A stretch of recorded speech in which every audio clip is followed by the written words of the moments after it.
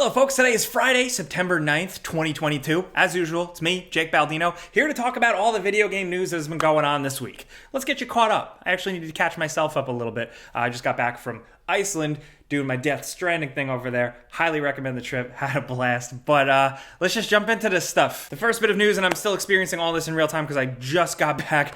Some changes coming to Cyberpunk 2077. First, it's worth noting that this week, people got the new Edgerunners update that gives you a new quest with a new character tying in with the Edgerunners Netflix anime thing, which is pretty cool. This is for both last gen and new gen. It's a whole update. But CD Projekt Red has also talked about and officially now announced their next real big true DLC expansion. It is called Phantom Liberty, and it is coming in 2023. It's going to feature more Johnny Silverhand shenanigans, a lot of quests in a region that really hasn't been fleshed out too much, and it sounds pretty interesting. The trailer is very cool, very atmospheric, very cinematic. Cyberpunk 2077 is absolutely improved as a game. They have definitely beefed it up quite a bit. Some people are just permanently burned forever, but for the people that stuck with it, you're getting a lot more, and this update does seem pretty cool. That's really about it. That being said, it seems like it might be the only big update. First, it's worth noting that this is only for PC and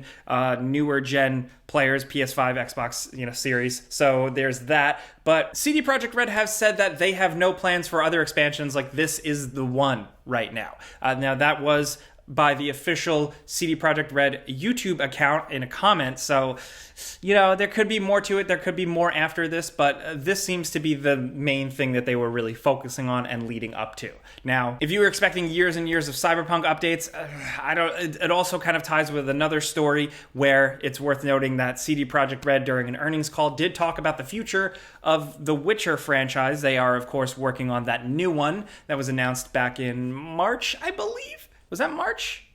Was that March, or was that may as well have been 4 years ago? Yeah, pretty much. I don't even know. So along with that new game, it's apparently a new saga, and they have said in this earnings call that they are very much focused on more Witcher games, probably another 2 to 3, kind of make a new saga type of thing. So that's not the most breaking news ever. I kind of assumed that they were just going to keep making these things, but yeah. Also in other news, let's talk Battlefield. So EA has doubled down and said that they are still committing to Battlefield. As you guys probably know, they brought Vince Zampella, the legend guy behind so many things and also behind Respawn, to kind of shore up the whole Battlefield 2042 situation. But also, now EA has kind of announced their next Battlefield game, or at least their next single player thing. Which I will say, on the one hand, very nice. I know the companies are just doubling down in multiplayer games as a service thing. It's cool to see them here still spend resources on a single player thing, and it's with a new studio, actually. This narrative campaign is going to be worked on by Ridgeline Games. This is a new studio that has been founded for this specifically,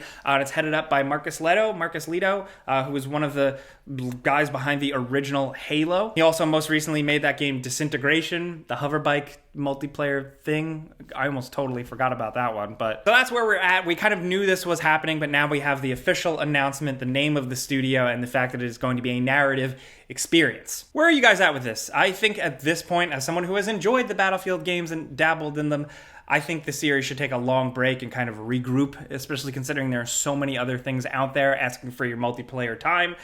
They should really kind of build a new crazy thing far in the future, but I don't know. That's just me. Definitely let me know what you guys are thinking down in the comments, because I really was not into Battlefield 2042 at launch. Holy shit. Hey, next up, before we move forward, this episode is sponsored by nothing. Just you. Thank you for watching. Thank you for clicking on our sponsors. I think I'm obligated to say that. We appreciate you. It's always awkward, but I'm being real here. So let's move on. The next story is actually just some PlayStation, Xbox, console war drama stuff. So Jim Ryan, head of Sony, made a statement kind of responding back to Microsoft's recent statements talking about Call of Duty and how they're handling it and how they're going to make it still multi-platform and all of that. Jim Ryan, known to be a spicy Brit, has said in a statement specifically provided to gamesindustry.biz, "I hadn't intended to comment on what I understood to be a private business discussion, but I feel the need to set the record straight because Phil Spencer brought this into public forum." Oh boy, calling them out by name. Microsoft has only offered for Call of Duty to remain on PlayStation for 3 years after the current agreement between Activision and Sony ends. After almost 20 years of Call of Duty on PlayStation, their proposal was inadequate on many levels and failed to take account of the impact on our gamers. So there you have it, the console warriors, the people that really like the Xbox versus PlayStation thing as kind of like a sports thing, like a Mets versus Yankees or whatever, they're running wild with this. I don't really, whatever. It's just corporate speak. But I am just here for the public spats back and forth. I feel like we haven't had this in quite a while. The old days of these things were pretty crazy. But yeah, I definitely want to know what you think. But I personally would just like to see crazy shit go down where, okay, like Call of Duty, like let's do some weird trades. Like let's do like international trade agreements, like treat them like prisoners of war or something where it's like, okay, so you want Call of Duty on PlayStation, well, you now have to put God of War on Xbox. Like crazier things have happened. I don't know. I'm just goofing. Let me know what you're thinking with the spice down in the comments. I definitely want to hear. But it's also worth pointing out that one of my most anticipated games, Atomic Heart, the crazy Bioshock-inspired first-person shooter, has seemingly been delayed. Now, the release date has been all over the place. They've been confident. They've moved it. Now, all of a sudden, this is going to be published by Focus Home, seemingly last minute, considering it's coming out at the end of the year. And now the window is just updated to winter. It was Q4. Now it's just technically winter. And winter, depending on where you live, lasts a while. So I'm willing to wait as long as it takes. We've actually been waiting for this game a really long time. We've been talking about it forever when it was just this weird small project. So yeah, there you have it. Also worth pointing out that this week, on Friday, Splatoon 3 is launching. Reviews are out. We haven't checked it out here personally, but the reviews are out. We'll link a trailer and everything. If you are jumping into it, if you are diehard, I definitely want to hear what you're thinking so far, just your first impressions and stuff like that. I'm glad that Splatoon has continued to kind of be a cool multiplayer thing for Nintendo, but I'm still waiting for ARMS 2. Remember ARMS? ARMS was sick. ARMS was tight. Yeah. Bring back ARMS. Come on. Said us and only us. Yeah. Also, if we're just linking trailers, I linked a trailer down below for Gloomwood, which is now in early access. This is from the people behind Dusk, so it is very much a cool kind of vintage boomer shooter style thing. But this game has specifically been billed for a while now as Thief with Guns, which is tight. So there you have that. But also just wanted to double back to Assassin's Creed news now. We talked last week about Assassin's Creed Mirage, the new kind of back to basics Assassin's Creed coming early 2023, featuring Basim, taking place in Baghdad.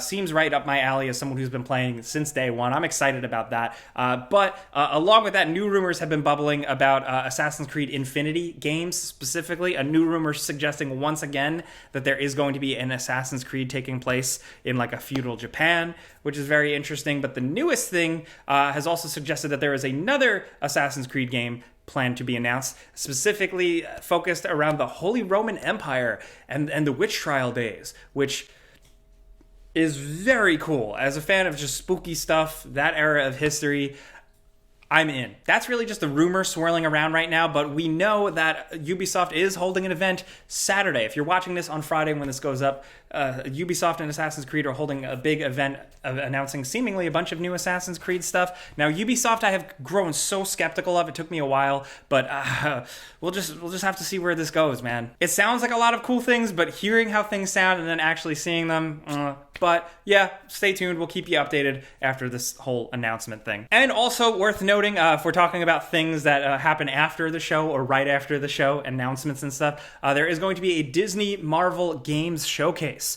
This is actually going up later today, so I'm sorry that we couldn't fit the news in this video, but we're expecting some good stuff from it. A Disney Marvel, specifically video game showcase. I'm hoping we get glimpses at announced games or maybe some teases of some new things like what Amy Hennig is working on. There's been rumors swirling around about that I've found pretty interesting, but who knows what's actually going to come from this? Maybe a Guardians of the Galaxy 2, because that game was extremely slept on. So good. Very cool. Who knows though? Anyway, like I said, we will also get you guys caught up on that when the announcements go down next week. So yeah. So that's where we're at with the video game news this week. Just wanted to get you caught up briefly. I just want to hear what you guys think in the comments about everything. Of course, the Jim Ryan PlayStation versus Xbox thing. I can't provide too much about that. I just, but I definitely want to know what you guys are thinking, especially if you are someone who just way prefers one platform over another. How do you feel? Also, Cyberpunk. Are you one of the people that stuck with it and are enjoying it? I've heard from many of you. Are you looking forward to this new expansion? Also, have you dived into the Edgerunners deal? Are you into that? How are you thinking? Let's talk about anything gaming news down in the comments. And of course, like I always say, there's going to be a pinned comment in the comment section of this YouTube video where we just say, hey, drop what you're playing. Definitely let us know in that comment thread what you're playing, because it helps, tailor our videos to you. Just a little research. But thank you guys for coming around. I'm actually going to go finish up relaxing. Technically, I got to start real work next week. So yeah, thanks for sticking around, guys. Thank you for watching. We very much appreciate you here. If you like this, we do it every Friday. Clicking the like button helps us out. We appreciate you. But thanks for being here. I'm Jake Baldino. See you guys next time. Pizza's on me. Have a great weekend. Seriously, be safe. Enjoy.